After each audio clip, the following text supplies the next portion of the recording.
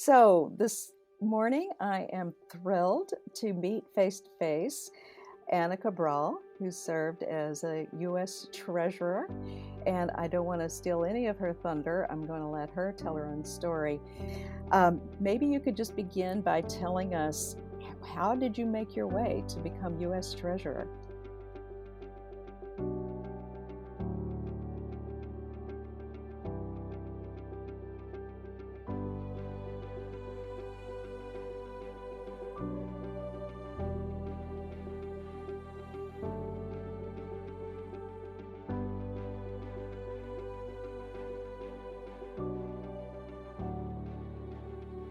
Well, it's an interesting question. I think there is never a straight path in any part of my life.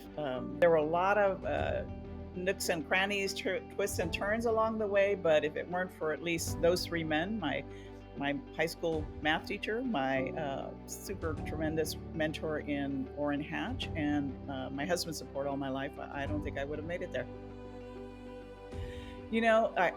The only person was pretty much George W. Bush. I mean, when his administration reached out, it's interesting because it's a political appointment, and I'm not sure how many people realize it's a political appointment.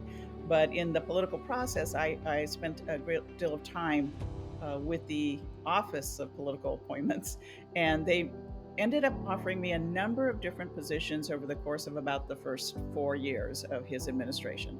And each time that they did, I said, I don't think I'm going to be able to serve the president well in that position. I'm going to have to turn that down.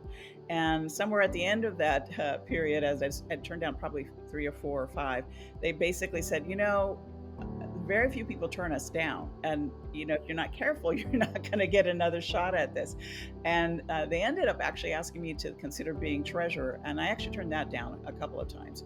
And then eventually they called back and said, the president really wants you and needs you. And these are the reasons for it. And I got convinced and I said, okay, I can see that. So I went ahead and pursued the process, which is, as you may know, very lengthy and certainly politically challenging.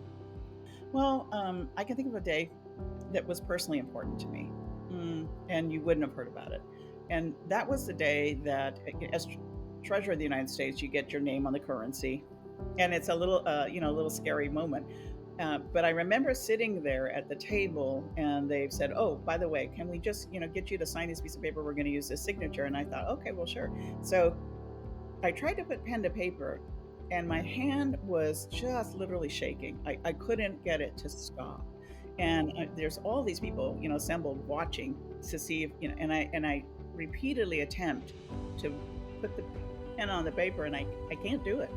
And after several attempts, I said, "Oh my gosh, they're going to think I'm absolutely an idiot or something because I can't manage to write."